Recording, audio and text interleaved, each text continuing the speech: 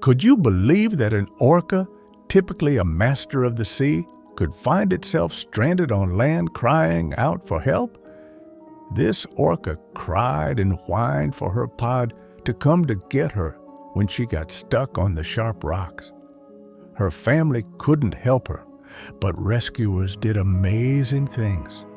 You wouldn't expect to see an orca on land, but Eric Keene did when he went to look into strange sounds he heard while sailing around British Columbia early one July morning in 2015. Eric is a whale expert, and he was studying fin whales in the area on his boat, the Bongarang, when he heard sounds of sadness. According to Save Our Seas, a young orca could be seen in trouble from a small outcropping of jagged stone on the shore of Andrew Rocks. It was stuck between two sharp rocks that were rising higher above the water. Eric called the local environmental group Whale Point to tell them what he had found. Based on what Eric said, the orca experts figured out what had happened. Sometimes, groups of orcas in that area would work together to catch seals for food, with some orcas following the seals to the shore. As the tide went out, this young female orca must have misjudged her position and found herself in deeper and deeper water until she couldn't get out from between the rocks. She was yelling for help and was probably in a lot of pain when Eric sailed by. Janie and Herman knew Eric well because he often worked closely with them on their research. He was on his way back from Hartley Bay to their base when he told them about the young orca's plight. Janie and Herman knew that time was of the essence and that they would need all of the help they could get.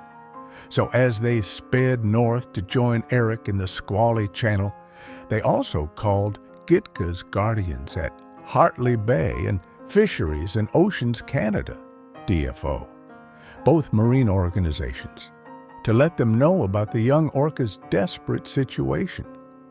While this was going on, Eric and his crew approached the orca to see if they could help her get off the rocks. They didn't get too close at first so as not to scare her and cause her to hurt herself while she might have been trying to get away. The truth was that if they had tried to lift her off the rocks or pull her, they would have hurt her very badly because the rocks were covered in barnacles that could have cut her skin. As it was, she was bleeding a little from her chest and her tail when Janie and Herman arrived. Eric learned that John Ford and Paul Cottrell of DFO had told them over satellite phone to keep the polka cool and wet until the tide rose again, at which point she would be able to get free. The tide wouldn't rise again for 8 hours, though, so the marathon rescue began when they first approached her.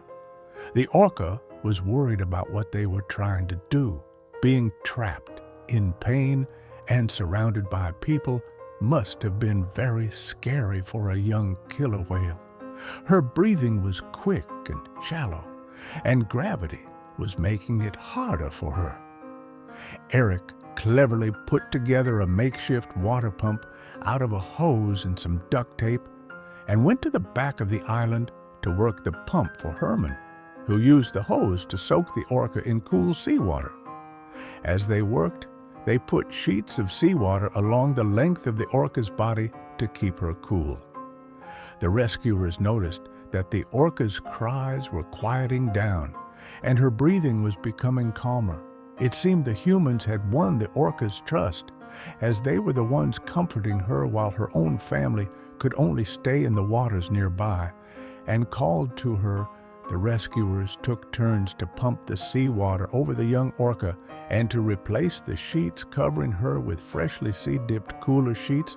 They could see that the orca calf's dorsal was getting dry, and so used a pillowcase from Eric's boat to wet with seawater and cover the fin all morning. The weather had fortunately been gray and overcast, however. As the sun rose to its zenith at noon, the cloud cover dispersed, and the heat of the day began in earnest. Everyone worked tirelessly to keep the orca cool and wet. Working in shifts, the humans carefully took care of the orca as if she had a fever, replacing the drier, warmer coverings for cooler, wetter ones, all the time dousing her with seawater from the pump, making sure she would not dry out from the heat of the sun. The people who came to help couldn't help but think about how bad things could have been for the young female orca. Eric hadn't heard her cries until now. Rescuers didn't put anything over the orca's head because they didn't want her to freak out. If they had quickly taken away her sight, she might have felt even more vulnerable. However, the orca's skin was in danger of getting too hot and dry from the sun. Janie talks about how she saw one of the team slowly creep into the water in front of her head and carefully put a wet, cool sheet over her head, being very careful not to cover her blowhole, this whale. She was young and not very big. She was only 9 years old. The average lifespan in the wild is between 30 and 50 years, and a fully grown male can weigh up to 16,000 pounds, 7,257 kilograms. If this beached orca had been older and bigger, the strain on her lungs would have been worse, and she might not have made it until the next tide. The water pump finally broke, and no amount of duct tape Eric used could have fixed it. This could have been a fatal blow, but just then the sea started to rise again. After 9 exhausting hours, the tide had risen enough for the rescuers to start setting the young orca free. They took off the sheets from her body and head and the pillowcase from her dorsal fin. The team knew it was time for the orca to do what she could only do: swim out of her rocky prison. They didn't want to scare her into trying too soon and hurting herself more seriously, so they walked away and climbed up on a nearby cliff to watch and wait. They all felt the same way. They wanted her to be strong and be able to free herself. As they waited, the water slowly began to rise and cover the young orca's body. She started to cry out again, but this time her voice sounded different. Maybe she was excited that she would soon be freed. She kept lying there, occasionally lifting her tail, but she wasn't trying to swim. Her rescuers were getting worried and wondering what was wrong. Perhaps she was more badly injured than they had thought. Maybe she was too drained from her long ordeal to make this one last gargantuan push to escape.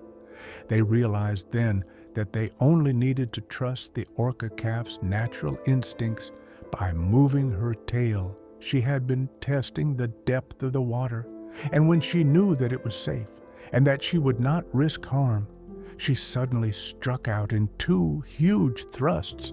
Free of the rocks, she sped through the sea from where they stood, watching from their boats, and on the rocks all around her, human rescuers screamed, "You go, girl!"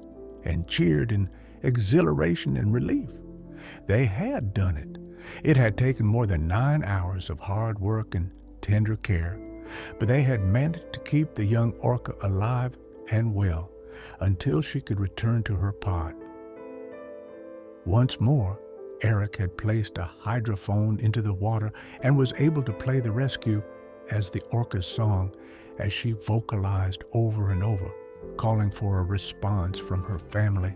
For a while, her voice was the only one. Eric and his fellow miracle workers experienced a moment of concern and doubt. Where was the young orca's pod? Had they given up on her after such a very long time on land? Had they sadly swam away to mourn her loss? As faint replies to the rescued orca's cries started to become audible from some distance away, a wave of relief washed over the waiting listeners. The young female evidently heard her family's replies too, as she swam in the direction of their transient calls, speeding away in joy and the thrill of release. The human rescuers stood together, feeling proud and overwhelmed by what they had done together. They had all given it their all, and they knew that what they had been through that day would stay with them all the rest of their lives.